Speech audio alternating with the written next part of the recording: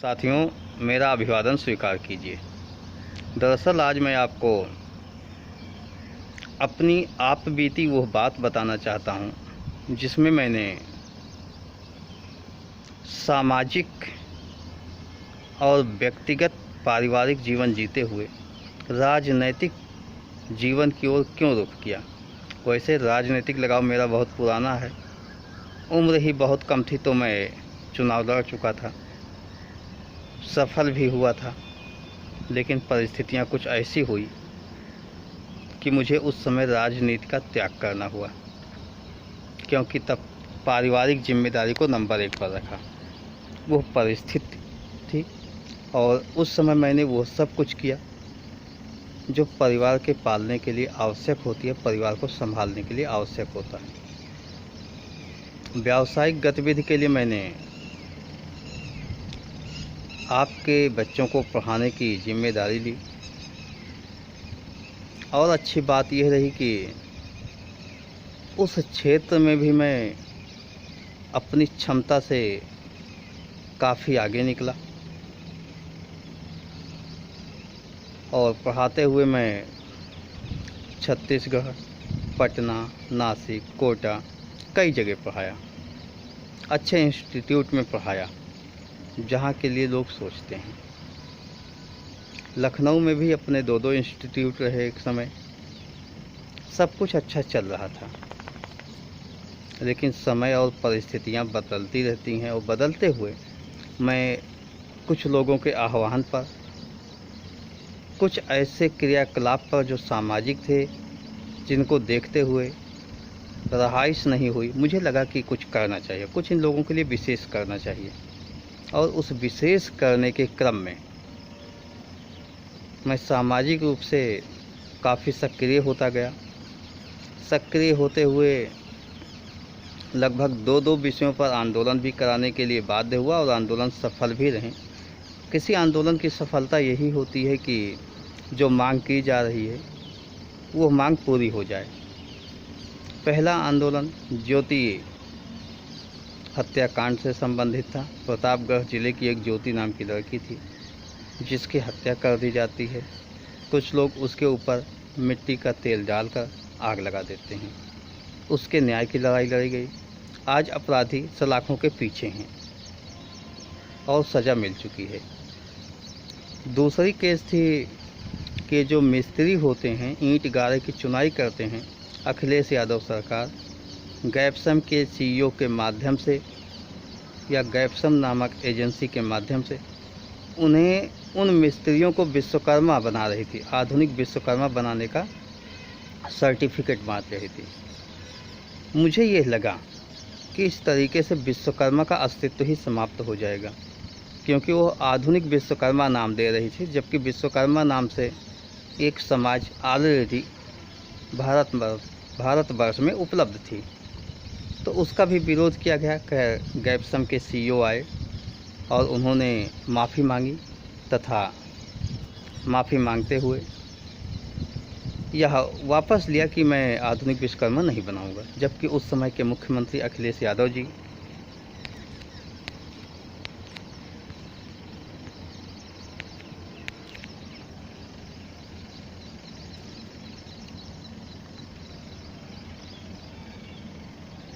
जाकर घोषणा किए थे उनके कार्यक्रम में, और यह कहा था कि 1 लाख आधुनिक विश्वकर्मा बनाएगी सरकार। मुझे लगा कि आज आधुनिक विश्वकर्मा हैं, आधुनिक विश्वकर्मा की इन्हें उपाधि मिल रही है। धीरे धीरे ये लोग विश्वकर्मा लिखने लगेंगे और बहुतेरे विश्वकर्मा हो जाएंगे। वास्तविक विश्वकर्मा यानी मनोमय त्वष्टा शिल्पी दैवक, ये लोग कहाँ जाएंगे? तो उसका विरोध किया गया। खैर, सफलता मिली। तो ऐसे कुछ विषय थे जिन्हें कि सामाजिक तौर से मैं उठाया। बहुत से विषय हैं। एक तो ऐसा प्रकरण भी मुझे याद आ रहा है कि एक व्यक्ति मुख्यमंत्री के दरबार में आता है, अपनी ज़मीन पर अतिक्रमण की बात करता है और वहीं पर वो बेहोश हो जाता है, क्योंकि मुख्यमंत्री के पास तक वो पहुंच नहीं पाता। गर्मी का महीना होता है। उसको सिविल में भर्ती कराया जाता है। हम लोगों को मालूम होता है, हमारी टीम को मालूम होता है, हम लोग पहुंचते हैं सिविल हॉस्पिटल में, उसे देखते हैं और देखकर यथासंभव रूप से प्रयास करते हैं कि उसकी मदद की जा सके। हम लोग पहुंचते हैं, उसकी मदद करते हैं। उसके बाद मुख्य सचिव के संज्ञान में यह विषय लाया जाता है। मुख्य सचिव महोदय तुरंत संज्ञान लेते हैं, उसका कब्जा दिलाया जाता है। विवाद इतना गहराता है कि कब्जा तो मिल गया, लेकिन उसके बाद भी वो काबिज नहीं हो पाता। उसके खेत के बीचों बीच से जिला पंचायत के माध्यम से एक सड़क पास हो जाती है और निकाल दी जाती है, यानी जबरिया बना दी जाती है। पुनः मुख्य सचिव के माध्यम से संज्ञान लेने की बात होती है, संज्ञान लिया जाता है और उस सड़क की खुदाई होती है। स्वयं लेखपाल, एसडीएम, कानून को जाते हैं और उसको कब्जा दिलाते हैं, उस सड़क की खुदाई करवा देते हैं। इससे नाराज होकर, कुपित होकर विपक्षियों ने क्या किया, इस व्यक्ति के मुंह में, उसका नाम बलराम था, मुंह में कट्टा डालकर मार देते हैं। रात में 9 साढ़े 9 बजे लगभग मुंह में कट्टा डालते हैं और मार देते हैं गोली। सूचना हम लोगों को प्राप्त होती, हम लोग भी एक्शन में आते हैं, अधिकारियों से बात करने का प्रयास करते हैं, उनके संज्ञान में लाने का प्रयास करते हैं।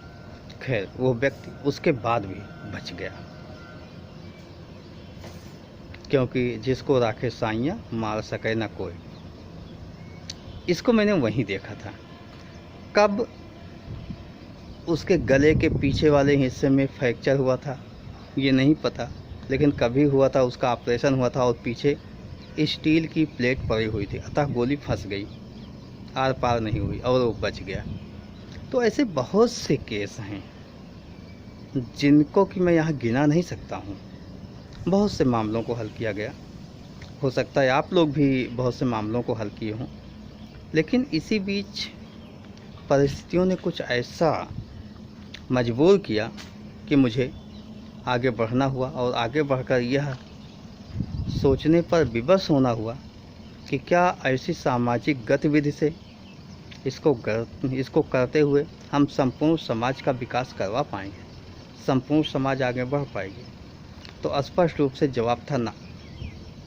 ऐसा कोई मामला होगा, आप उस मामले को दबा सकते हो, लेकिन ऐसी समस्याओं की जड़ को नहीं समाप्त कर सकते हो। समस्याओं की जड़ को समाप्त करने के लिए हमें वहाँ पहुँचना होगा जहाँ से यह सब संचालित होता है। इसी बीच कुछ अधिकारियों से बात हुई, उनका व्यवहार देखा। कुछ पुलिसकर्मियों से बात हुई, उनका व्यवहार देखा। पुलिसकर्मियों में भी अधिकारी एसपी और आईजी लेवल के, उनका व्यवहार देखा। उनके व्यवहार के बाद मुझे लगा नहीं, इस तरीके से सामाजिक उपक्रम करते रहेंगे ये लोग नहीं मानेंगे, क्योंकि ये लोग आदतन मजबूरन आदी हो चुके हैं आम जनता को हीन समझने के लिए, आम जनता के पक्ष में न्याय करना ही नहीं चाहते। ऐसी स्थिति में बेहतर विकल्प की तलाश कर रहा था कि बेहतर क्या होगा। तो पढ़ाई लिखाई तो मैंने भी की है, मुझे भी इतनी समझ है कि पूरी व्यवस्था देश की जो संचालित होती है, जो लोकतांत्रिक व्यवस्था है, उसमें व्यवस्थापिका के माध्यम से है। और जितने भी अफसर हैं, नौकरशाही के लोग हैं, ये सब कार्यपालिका के लोग हैं। कार्यपालिका के लोग व्यवस्थापिका के माध्यम से ही काम करते हैं, लेकिन व्यवस्थापिका और कार्यपालिका के बीच ऐसा गठजोड़ हो चुका है कि एक दूसरे के पूरक हो चुके हैं, एक दूसरे का हाथ से हाथ पकड़कर चल रहे हैं। जनता को इग्नोर पूरी तरीके से किया जा रहा है। तो जनता के कल्याण के लिए मुझे व्यवस्थापिका में ही जाना होगा और इस गठजोड़ को समाप्त करना होगा। होता क्या है कि जनता किसी विशेष राजनीतिक दल से जो सत्ता में है उसकी नीतियों से नाराज़ हो जाती है, उसे बदल देती है। तो जनता ने तो अपना काम किया, लेकिन राजनीतिक लोग बहुत चालाक होते हैं। उन्होंने वो क्या करते हैं, जो दल सत्ता में जाता है उधर वो लोग पाला बदल कर चले जाते हैं। यानी जनता अपने मिशन में हमेशा फेल हो जाती है। वो कुछ भी करने का प्रयास करती है लेकिन सफल नहीं हो पाती, क्योंकि नेता वही रहते हैं, वो इधर से उधर गोटा लगाकर या कहो कल्टी मारकर दूसरे पाले में चले जाते हैं।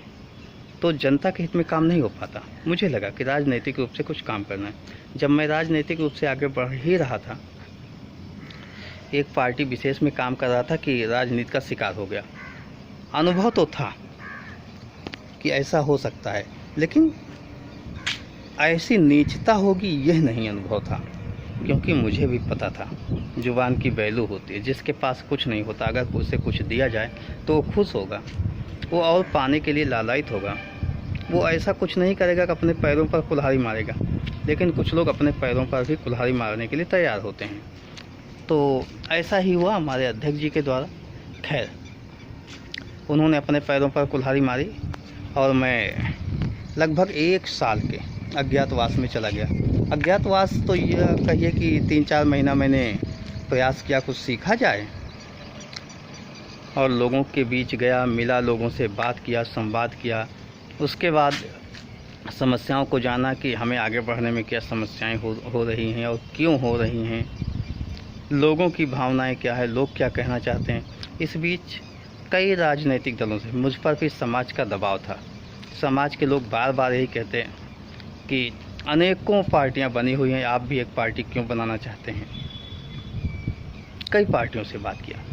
कभी भी जब अध्यक्षों से बात करो तो कोई आय की बात करता था कि रसीद में जो आय आएगी वो कैसे बंटेगी, कोई अपने लिए व्यवस्था की मांग करता था, और कोई ये बात करता था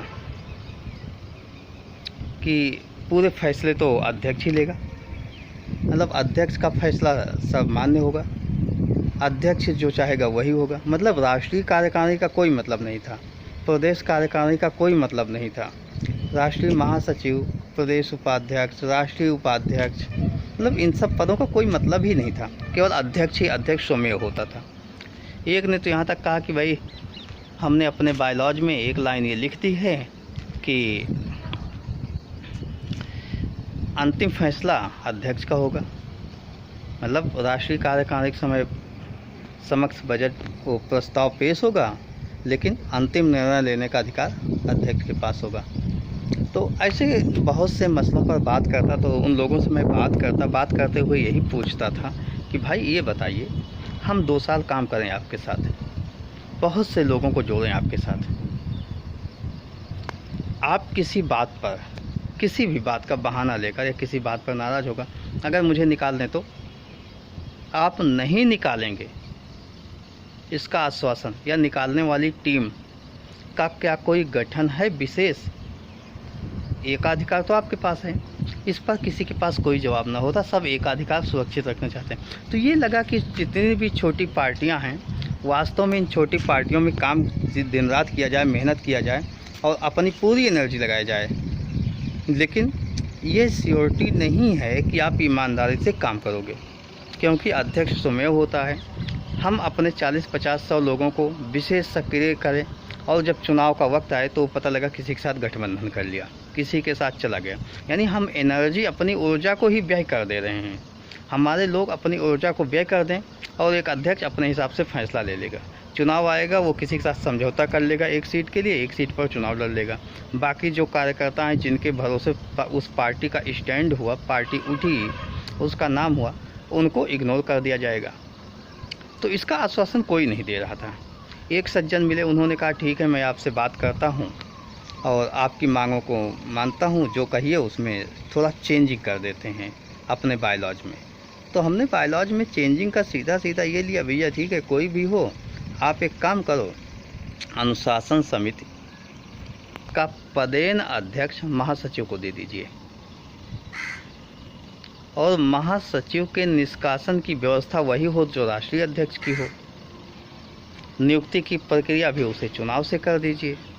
कम से कम ये तो तय कीजिए कि अध्यक्ष नहीं, कम से कम 2 पद पैरेलल हों। बाकी अध्यक्ष अपने पास सब कुछ रखे, वित्त रखे, गठन रखे, सब कुछ रखे, जो विशेष अधिकार देना चाहे दे, लेकिन अनुशासन समिति का किसी और को दीजिए। कम से कम निकाल तो ना सके तत्काल कि एक ही बार में निकाल दे। काफ़ी लोग सहमत हुए, लेकिन अंत में उन लोगों को यही लगा कि वो आए, अगर खुद छोड़ दें तो, कोई व्यक्ति आए और खुद छोड़ दे तो। यहाँ पर ये आवश्यक नहीं था, मैंने कभी नहीं रखा कि राष्ट्रीय महासचिव पद मुझे दीजिए या किसी को दीजिए, ये सब कोई आवश्यक नहीं था। बस एक ऐसा पद हो जिसमें एक नहीं 2 लोगों में शक्तियों का बंटवारा हो। उसके बाद एक सज्जन ने मतलब उनकी बात से पता लगा, बाद में उनका मैसेज आया, उनका संदेश आया लोगों के माध्यम से कि भाई हम ऐसा तो कर दें, अगर वो कोई व्यक्ति खुद से छोड़ दे तो। हमने कहा खुद से छोड़ देगा व्यक्ति, आएगा आपके साथ काम करेगा, साल 2 साल 6 महीने जितने भी दिन काम किया वो आपकी पार्टी के लिए काम किया, पार्टी में 40-50 लोगों को जोड़ा है। अगर व्यक्ति जा रहा है तो कुछ आपको दे के जा रहा है, लेके नहीं जा रहा है, लेके क्या जाएगा भाई? ऐसा भी तो नहीं आपका बहुत बड़ा नाम हो गया है, बहुत बड़ा नाम है, आपका नाम वो भूतपूर्व लगा के लिखेगा, बहुत खुश हो जाएगा। अरे देखो मैं तो पूर्व प्रदेश अध्यक्ष हूँ, उस पार्टी का एक लेवल था जहाँ पर पहुँचाया था, आज भी वो पार्टी उसके बहुत दूर तक, कोसों दूर तक नहीं पहुँच पा रही, पार्टी का नाम ही नहीं, अस्तित्व ही समाप्त हो गया। और जबकि मैं जब तक था उस पार्टी का नाम होता था, लोग जानते थे, अधिकारियों के संज्ञान में थी कि एक पार्टी है, तेज़ी के साथ ग्रोथ कर रही है। तो कोई भी व्यक्ति आएगा, वो अगर रिजाइन करके जा रहा है तो उसमें कोई हमें फ़र्क नहीं पड़ना चाहिए पार्टी प्रमुख को। खैर, दूसरे सज्जन मुझे फरवरी मार्च से समय देते रहे, अगले महीने की 10 तारीख को आऊँगा, 5 तारीख को आऊँगा, 4 तारीख को आऊँगा, नगर निगम का चुनाव है उसके बाद आऊँगा, अब आऊँगा, ट्रेन पर बैठ चुका हूँ, कल सुबह मिल रहा हूँ। मैं जान रहा था ये सब झूठी बातें, लेकिन मुझे स्वयं के अध्ययन के लिए भी समय चाहिए था, परिस्थितियों का आकलन कर रहा था। परिस्थितियों का आकलन करते करते जैसे मैं फील्ड में लगभग 3-4 महीने रहा, लोगों से मिला, इधर सामाजिक गतिविधियों में, पारिवारिक गतिविधियों में रहा, राजनीतिक रूप से लगभग शून्य रहा, चुपचाप बैठकर वाच करता रहा, लोगों से बात करता रहा, संवाद करता रहा। और तब समझ में आया कि छोटी छोटी राजनीतिक पार्टियां क्यों उठ नहीं पाती, बड़ी पार्टियां क्यों जनता को अपना ही मानती हैं। उन्हें पता है कि क्यों मैं सर्वश्रेष्ठ हूँ, उन्हें पता है कि मैं जनता के हित में कुछ काम करूँ या ना करूँ, मैं ही सर्वश्रेष्ठ हूँ और लोग मजबूरी में मेरा ही चयन करेंगे।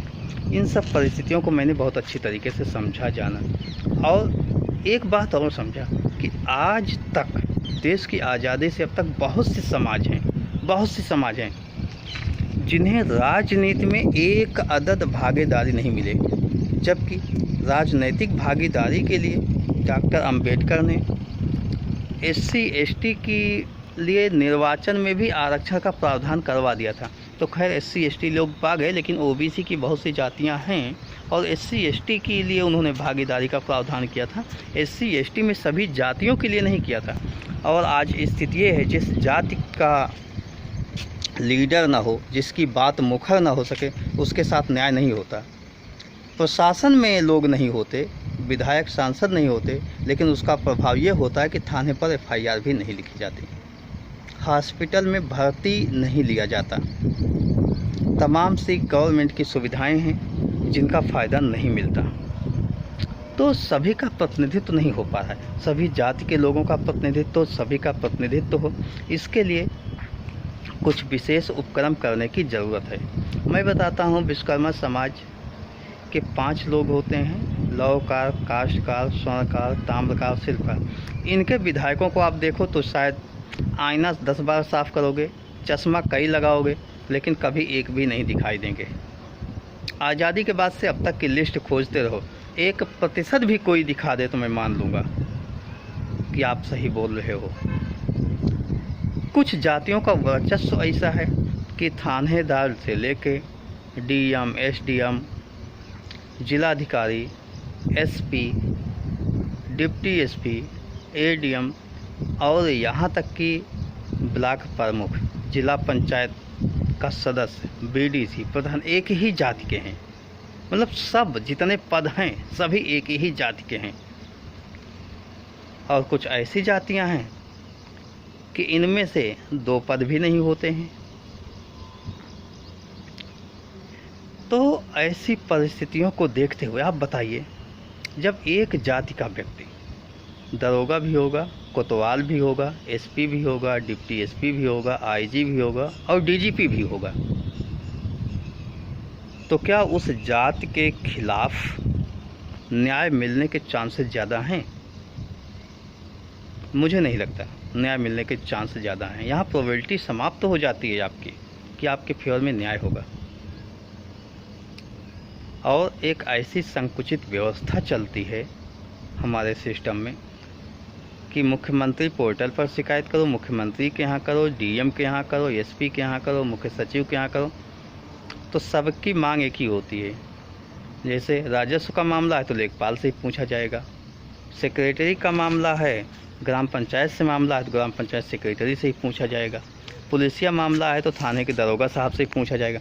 अब वो जो रिपोर्ट दें वही सच है, मतलब उसकी क्रॉस चेकिंग की व्यवस्था ही नहीं है। यानी लेखपाल गलत झूठी रिपोर्ट दे दे तो वही सही है, और अगर वहाँ न्याय मिलता तो लोग मुख्यमंत्री के पास तक क्यों आते। तो ऐसी बहुत सी दिक्कतें हैं। खैर, मैंने जाना समझा सब कुछ, और वो सब जानने समझने के बाद जिस मिशन के साथ राजनीतिक शुरुआत की थी उस मिशन को अब आगे बढ़ाना चाहता हूँ, और मिशन को आगे बढ़ाते हुए पुनः राजनीतिक रूप से सक्रिय होना चाहता हूँ, क्योंकि मेरा अज्ञातवास लगभग समाप्त होने को है। मिलते हैं आपसे बहुत जल्द एक राजनीतिक पार्टी के सक्रिय कार्यकर्ता के रूप में।